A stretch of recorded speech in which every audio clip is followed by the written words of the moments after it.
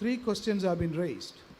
நம்மிடத்திலே ஒரு 3 கேள்விகள் கேட்கப்பட்டிருக்கின்றன. The first question is, முதலாவது கேள்வி என்னவென்றால், why in our church are we against tali in a wedding?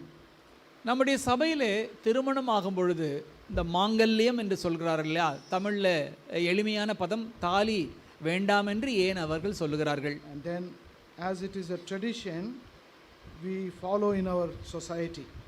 ஆனால் சமுதாயத்திலே நாம் வாழ்கிற பகுதிகளிலே திருமணத்திற்கு அடையாளமாக மாங்கல்யம் என்ற தாலியானது இருந்து வருகிறதே. It's a very relevant question. மிக பொருத்தமான ஒரு கேள்வியாக இருக்கிறது. It is not a scripture based question. இது வேதாகமத்தின் சார்ந்த ஒரு கேள்வி என்று சொல்ல முடியாது. But it is such question is not in the scripture very clearly. இந்த வேதத்திலே இந்த விதமான கேள்விகள் இல்லை. What I mean is the word tali is not used in the Bible. ஆக நான் என்ன சொல்ல வருகிறேன் என்றால், தாலி என்கின்ற அந்த பதமோ அந்த வார்த்தையோ வேதத்திலே இல்லை. But at the same time, ஆனால் அதே சமயத்திலே there is a lot of confusion because of this one word tali in the weddings. ஆக இந்த தாலி என்ற ஒரு வார்த்தையிலே அநேக குழப்பங்களும் சார்ந்திருக்கிறது. Because tali itself is a worldly tradition. இந்த தாலி என்பது உலக பாரம்பரியத்தை பின்பற்றினது. We read a mention of the marriage in the Bible also. வேதாகமத்திலே திருமணங்களை குறித்து பதிவு இருக்கிறது. We don't read this word tali on those occasions. அந்த சமயத்திலே மாங்கல்யம் கட்டினார்கள், தாலி கட்டினார்கள் என்ற ஒரு வார்த்தை வரவில்லை. What is this tali? இந்த தாலி என்றால் என்ன? It is a practice of the land, especially in India. ஆக இந்திய தேசத்திலே இருக்கிற வழக்கத்தின் பழக்கமான பாரம்பரியம். It's a symbol to show that you are married. அந்த அடையாள பொருள், அந்த கயிறோ அல்லது சரடோ இவர் திருமணமானவர் என்ற ஒரு அடையாளத்தை எடுத்து காட்டுகிறது. The people of the world, they require it, then they want it and they believe in it. ஆக இந்த உலகத்தின் ஜனங்கள் அதை விரும்புகிறார்கள், அது வேண்டும் என்று சொல்கிறார்கள், அதில் அவர்கள் நம்பிக்கை வைத்திருக்கிறார்கள். But what about you and I who are believers and those who are children of God? ஆக உங்களை குறித்து, என்னை குறித்து, தேவ பிள்ளைகளாகிய நம்மை குறித்து என்ன? One word of God, we can take it as our base for this answer. இந்த கேள்விக்கு ஒரு ஆதாரமாக ஒரு வார்த்தையை நாம் எடுத்துக்கொள்ளலாம். We turn to 1 John and chapter 2. 1 யோவான் புத்தகம் 2ஆம் அதிகாரம். 1 John and chapter 2. 1 யோவான் 2. Most of you could guess what this verse is. அநேகர் இதுதான் சொல்வார் என்று ஒரு கால் அவர்கள் யூகித்தும் இருக்கலாம். Verse 15. 15ஆம் வசனம். 1 John chapter 2. 1 யோவான் 2 and verse 15. 15ஆம் வசனம். Shall we all read this verse carefully? நாம் கவனமாக இந்த வார்த்தையை வாசிக்கலாம். We'll read it slowly also. கொஞ்சம் பொறுமையா, நிதானத்தோடும் பொறுமையோடும் வாசிக்கலாம். To get rid of our sleep, shall we read it loudly? ஆக நமக்கு தூக்கம் உறக்கம் வராமல் இருக்க சப்தமாகவும் வாசிக்கலாம். See, as we mentioned, this is the time sleep will come. ஆக இந்த சமயத்தில் தூக்கம் வரும். How do we drive away the sleep? ஆனால் அதிலிருந்து வெளி வருவது எப்படி? Sitting aright properly. நன்றாக நிமிர்ந்து தயவு கூர்ந்து உட்காருங்கள். And whenever we read the verses, read it loudly. நீங்கள் வசனம் வாசியுங்கள் என்று சொல்லும்பொழுது சப்தமாக வாசியுங்கள். Don't read very loudly. ரொம்ப சத்தமா வேண்டாம். If you read loudly, maybe the roof will go. ரொம்ப சத்தமா see that does not take place. அது அப்படி நடக்க வேண்டாம். So as loudly as we can read without spoiling the roof, let us read. உங்களுடைய சத்தம் கூறிய பிச்சின்னு போதுன்றாங்களா, அப்படி வேண்டாங்க, நல்லா தெளிவா சத்தமா படிங்க. Shall we read together now? வாசிக்கலாம். உலகத்திலும் உலகத்தில் உள்ளவைகளிலும் அன்பு கூறாதிருங்கள். If any man love the world, ஒரு உலகத்தில் அன்பு கூர்ந்தால் அவனிடத்தில் பிதாவின் அன்பில்லை. What is John saying here? இங்க யோவான் என்ன சொல்கிறார்? Who is this John? இந்த யார் இந்த யோவான்? John was a disciple of the Lord Jesus. ஆண்டவராகிய இயேசு கிறிஸ்துவின் சீடரில் ஒருவர். And he is the disciple whom Jesus loved. இயேசு ஆண்டவராலே நேசிக்கப்பட்ட சீடர். And reciprocally John also loved the Lord. அதுக்கு பதிலாக யோவானும் கூட இயேசு ஆண்டவரை நேசித்தான். And that is why, because of his love for the Lord, he was willing and prepared to be in that island of Patmos.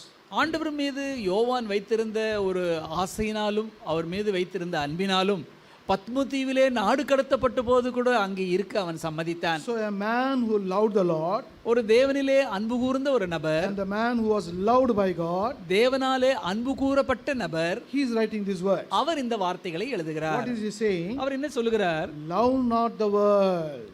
உலகத்தில் உள்ளவைகளிலே அன்பு கூறாதிருங்கள். உலகத்தில் அன்பு கூறாதிருங்கள்.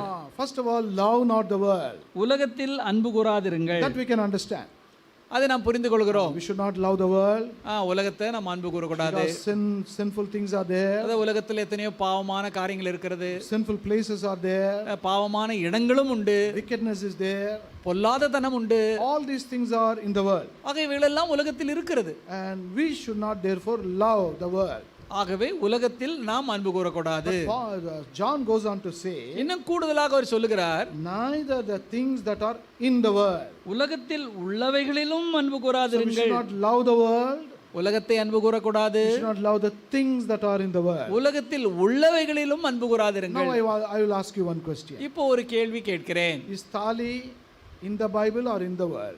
இங்க தாலி என்கின்ற இந்த வார்த்தையும் பழக்கமும் வேதத்தில் இருக்கிறதா அல்லது உலகத்தில் இருக்கிறதா? Give your answer. உலகத்துல தான் இருக்குது. So it is only in the world. இது உலகத்தினுடைய ஒரு காரியமா இருக்கு. What is John saying here? இங்க யோவான் என்ன சொல்றாரு? Those things that are in the world, don't love it. உலகத்தை சார்ந்த உலகத்தில் உள்ளவைகளை அன்பு கூறாதிருங்கள். It is not good for our spiritual life. நம்முடைய ஆவிக்குரிய வாழ்க்கைக்கு அது நன்மையானதல்ல. Those things that are in the world will not bring any blessing to us. உலகத்தில் உள்ளவைகளை நான் எடுத்துக்கொள்வது மூலமா எனக்கு எந்த ஆசீர்வாதத்தையும் நான் பெற்றுக்கொள்ள மாட்டேன். And the things of the world will hinder us from receiving the blessing of the Lord. உலகத்தில் உள்ளவைகளை நான் ஏற்றுக்கொள்வது மூலமாய் பழக்கப்படுத்துவது மூலமாய் தேவனுடைய ஆசீர்வாதங்களுக்கு குறுக்கீடாக தடையாக அது இருக்கும். Because somebody may say, சிலர் இப்படி சொல்லலாம், I want blessings. எனக்கு ஆசீர்வாதம் வேண்டும். But the word of God says, ஆனால் வேத வார்த்தை சொல்லுகிறது, what is the right blessing for a believer? ஒரு சரியான ஆசீர்வாதம் விசுவாசிக்கு எது? What is that? எது அது? Word of God says that. கர்த்தருடைய வார்த்தை சொல்லுகிறது. Proverbs chapter 10, நீதிமொழிகள் புத்தகம் 10ஆம் அதிகாரம் verse 22. 22ஆம் வசனம். What do we read there? அங்க என்ன வாசிக்கிறோம்? We'll read this verse also loudly. இந்த வசனத்தை கூட நாம் சத்தமாக படிக்கலாம். Proverbs chapter 10 and verse 22. நீதிமொழிகள் 10:22 சேர்ந்து படிக்கலாம். Yes. கர்த்தரின் ஆசீர்வாதமே ஐஸ்வரியத்தை தரும், அதனோடு அவர் வேதனை கூட்டார். That is the blessing of the Lord. இது தேவனுடைய ஆசீர்வாதமாய் இருக்கிறது. What will the blessing of the Lord do? தேவனுடைய ஆசீர்வாதம் எதை தரும்? It will not only make you rich, அது உங்களை ஐஸ்வரியமாக மாற்றும். not only that, அது மாத்திரமல்ல, it will add no sorrow with it. அந்த ஆசீர்வாதத்தோட கூட ஒரு வேதனை வராது. You know why I am saying this? ஏன் அதை நான் சொல்லுகிறேன்? People of the world may come and tell you, இந்த உலகத்தின் ஜனங்கள் வந்து சொல்லுவார்கள், தாலி கட்டுப்பா, சைப்பா, அது ஆசீர்வாதம், அதான் நல்லது, ஆசீர்வாதம், that is good, நல்லது. But what is that? என்னது? What sort of blessing it is? அது என்ன விதமான ஆசீர்வாதம்? Because once my colleague is a Hindu, he started arguing with me. என்னோடு வேலை செய்தவர், அவர் இந்து நண்பர், அவர் என்னோட வாக்குவாதம் பண்ணினார். We consider this thali as the blessing of our elders. இந்த தாலி பாருங்க, எங்களுடைய பெரியங்க, வீட்டில் இருக்கிற பெரியங்க அவங்க கொடுக்குற ஆசீர்வாதமா நாங்க இதை நினைக்கிறோம். So what is my answer? அதுக்கு என்னோட பதில் என்ன? That is blessing of the elders and the world. பாருங்க, வாசம் தான் உங்க வீட்டில் இருக்கிற பெருசுன்னு சொல்றீங்களே, அந்த பெருசுங்கெல்லாம் ஆசீர்வாதம் தான், உலகத்தின் ஆசீர்வாதம். I don't want those blessings. எனக்கு அவங்க ஆசீர்வாதம் வேண்டாம். What is the blessing I want? எனக்கு என்ன ஆசீர்வாதம் வேணும்? What is the blessing that will really bless me and make me rich? உண்மையாகவே என்னை ஆசீர்வதித்து என்னை உயர்த்தக்கூடியது இது. It is the blessing of the Lord. ஆண்டவருடைய ஆசீர்வாதம். And what does that blessing do? அது என்ன ஆசீர்வாதம் செய்யும்? It not only makes me rich, அது என்னை ஐஸ்வரியவனாக மாற்றுவது மாத்திரமல்ல, it adds no sorrow with it. அந்த ஆசீர்வாதத்தோடு எந்த விதமான வேதனையும் கூட கூட்டிக் கொள்ளாது, சேராது. So let it be anything. அது எதுவாகவாச்சு இருக்கட்டும். We cannot partake of that blessing. அந்த ஆசீர்வாதம் எனக்கு வேண்டாம். So coming to our question, அந்த கேள்விக்கு நாம் வரும் பொழுது, this is believed and propagated and done by the people of the world. இவனமான பழக்கங்கள் இந்த உலகத்தாரால் நம்பப்பட்டு அவர்களால் சொல்லப்பட்டு அனுசரிக்கப்பட்டு வரக்கூடிய பாரம்பரியம். But my Bible does not say that. என்னுடைய வேதாகமமோ அதை சொல்லவில்லை. There is no mention of that in the Bible also. இது இப்படியாக செய்யலாம், இதை செய்யலாம் என்ற குறிப்பு வேதாகமத்தில் இல்லை. So what do I do? ஆகவே நான் என்ன செய்கிறேன்? I will not love that, or will I do that or seek that? ஆகவே அதிலே நான் அன்பு கூற மாட்டேன், அதை தேட மாட்டேன், நாட மாட்டேன், செய்ய மாட்டேன். But if you give this answer, ஆனால் இந்த பதிலை நாம் சொல்லும் பொழுது another question will come. இன்னொரு கேள்வியும் வருகிறது. It is like a bond. இப்படிப்பட்ட ஒரு பந்தம், ஒரு கட்டு இருக்கிறது. So the thali binds two lives together. பாருங்க, அந்த தாலி கட்டும்போது ஒரு கட்டுப்பாட்டுக்குள்ளாக ஒரு வருகிறார். Let us remember, it is an earthly or world believing, worldly bond. பாருங்கள், இது உலக பிரகாரமாக மனிதர்கள் நம்பக்கூடிய ஒருவர் ஒருவருக்கு கட்டுகிறது, அதன் மூலம் அவர்கள் விலகாமல் இணைக்கப்பட்டு இருக்க வேண்டும் என்கின்ற ஒரு ஐக்கியமாக But as இருக்கிறது. children of God, we believe in the Lord and what the Lord brings together. ஆக நாமும் தேவனுடைய பிள்ளைகளாக கர்த்தரிலே நம்பிக்கை வைக்கிறோம். தேவன் ஒன்று சேர்க்கிறார், இணைக்கிறார் என்று நம்புகிறோம். See, one verse will be helpful for us. ஒரு வார்த்தையானது நமக்கு உதவியா இருக்கும் என்று நம்புகிறேன். We find that in the book of Ecclesiastes பிரசங்கியின் புத்தகம் and chapter 4. 4ஆம் அதிகாரம். Ecclesiastes chapter 4 பிரசங்கியின் புத்தகம் 4ஆம் அதிகாரம் and verse 12. 12ஆம் வசனம். The last part of that verse. அந்த வசனத்தின் பின்பகுதி, A threefold cord is not quickly broken. முப்புரி நூல் சீக்கிரமாய் அறாது. What is this threefold cord? முப்புரி நூல் என்றால் என்ன? It has a spiritual meaning. அது ஆவிக்குரிய அர்த்தம் அதில் இருக்கிறது. But, in Christendom they interpret it like this. ஆனால் கிறிஸ்தவ மண்டலத்திலே இப்படியாக அதை குறித்து விளக்கம் கொடுக்கிறார்கள். 3 means Father, Son and the Holy Ghost. 3 என்றால் பிதா, குமாரன், பரிசுத்தாவி என்று. But we don't take that. அதை நாம் அப்படியே எடுத்துக்கொள்வதில்லை. But the threefold cord speaks about the bond of the body, soul and spirit. ஆக முப்புரி நூல் 3 என்கின்ற அந்த எண்ணானது ஆவி, ஆத்மா, சரீரத்துக்கு அடையாளமாக இருக்கிறது. We as God's children, நமக்கு பிள்ளைகள் இருக்கிறார்கள். as God's children, நாம் தேவ பிள்ளைகளாக we have to be concerned about this threefold union. ஆக இந்த தேவ பிள்ளைகளாக நாம் இந்த 3 விதமான காரியத்திலும் ஐக்கியமாக இருக்க வேண்டும் என்ற ஒரு உணர்வோடு வாழ வேண்டும். That is why you would have observed those who pray after the marriage vows are exchanged.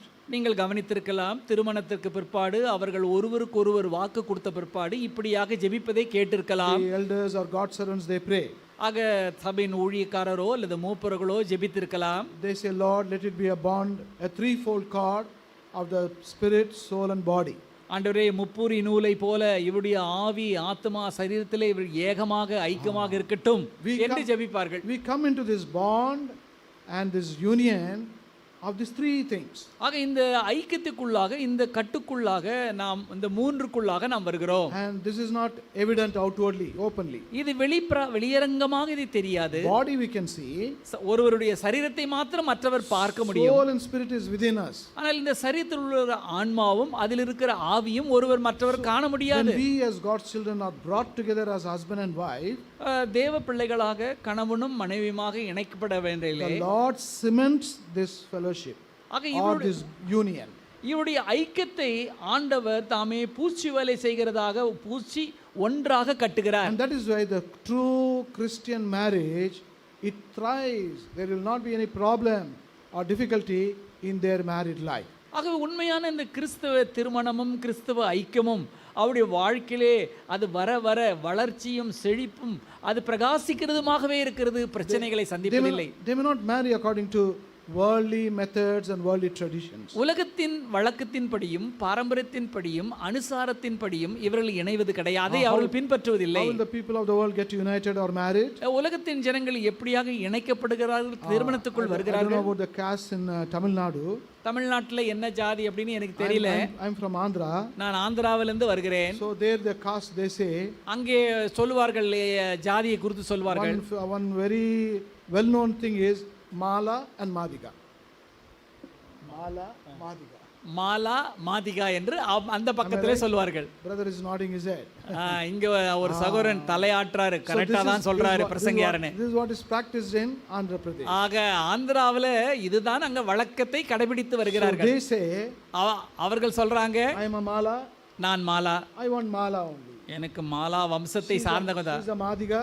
அவங்க மாதிகா வம்சத்தை சார்ந்த. The husband also, bridegroom also must be a Madhiga. ஆக கணவனும் மாதிகா வம்சத்தை சார்ந்தவர் தான் இருக்க வேண்டும். That is how the people of the world look for. ஆக இப்படி உலகத்தின் ஜனங்கள் அவரவர் சாராரை பின்பற்ற வேண்டும் என்று விரும்புகிறார்கள். And I am very sad to say, நான் வசனத்தோடு சொல்கிறேன், those who have gone after such marriage and relationship, இப்படிப்பட்ட காரியங்களை பின்பற்றி போய் திருமணத்துக்குள் வருகிறவர்கள், in other words, வேறு வார்த்தையிலே, those who have not been seeking God's will, அதாவது என் திருமணத்திலே தேவ சித்தம் தான் நடக்க வேண்டும் என்று அவரை தேடாதவர்கள், what is the result? அதோட பதில் விளைவு என்ன? friction in the உராய்வு ஏற்படுகிறது, misunderstanding in the family. தப்பிதமாய் புரிந்து கொள்ளப்படுகிறார்கள் குடும்பத்திலே. Very sad, in some cases marriages are breaking. இன்னும் விசனமான காரியம், கடைசியிலே திருமணமானது பிரிந்து போய் விடுகிறார்கள். Why? What is the reason? என்ன காரணம்? A threefold cord of the body, soul and spirit is not taking place. ஆவி, ஆத்மா, சரீரத்திலே தேவனுடைய கட்டுக்குள்ளாக உறவிலே ஐக்கியத்திலே அவர்கள் இல்லாதபடிக்கு பிரிந்து போய் If you விடுகிறார்கள். don't follow God's will, கர்த்தருடைய சித்தத்தை பின்பற்றுவதில்லை. secondly, if you don't seek this threefold union, இந்த மூன்று விதத்திலும் அவர்கள் ஐக்கியமாய் இருக்க வேண்டும் என்று அவர்கள் தேடுவதில்லை. not 1, 10, 100 talis also you tie, அவங்களுக்கு ஒரு தாலி இல்லைங்க, அவங்க கழுத்துல 5 கட்டுங்க, 10 கட்டுங்க, 100 கூட கட்டுங்க. that will be a failure. ஆனால் அதனால ஐக்கியமா பந்தமா மனைவியும் புருஷனும் இருப்பாங்கன்றது இல்ல, தோல்விதான் வரும். So the answer, what is the answer now? ஆக என்ன பதில்? It is not ordained by God. அது தேவனாலே நியமிக்கப்பட்டது அல்ல. It is not in the scripture. அது வேதாகமத்திலும் அது சொல்லப்படவில்லை. And therefore we will not and we cannot do it. ஆகவே அதை நாங்கள் பின்பற்றுவதில்லை, அதை செய்வதில்லை. Because it is of the world. ஏனென்றால் அது உலகத்தின் வழியாய் வந்தது. It belongs to the people of the world. இந்த உலகத்தின் ஜனங்களை சார்ந்தது. We were also in the world once upon a ஒரு time. காலத்திலே நாங்களும் உலகத்திலே தான் நடந்து வந்தோம். We have come out of the world. உலகத்தின் பாரம்பரியத்திலிருந்து வெளியே வந்திருக்கிறோம். We are separated from the world. உலகத்திலிருந்து பிரித்தெடுக்கப்பட்டிருக்கிறோம். So we cannot love the world, we should hate the world. ஆக உலகத்தில் அன்பு கூற முடியாது, மாறாக உலகத்தை வெறுக்க வேண்டும். So this answers this question. ஆக இந்த கேள்விக்கு இந்த பதில் சொல்லப்படுகிறது. If you still have any doubt, இன்னும் ஏதாகிலும் சந்தேகம் இருக்கும் என்றால் kindly come and meet us, we will explain to you more. எங்களை வந்து சந்தியுங்கள், இன்னும் கூடுதலான விவரத்தையும் விளக்கத்தையும்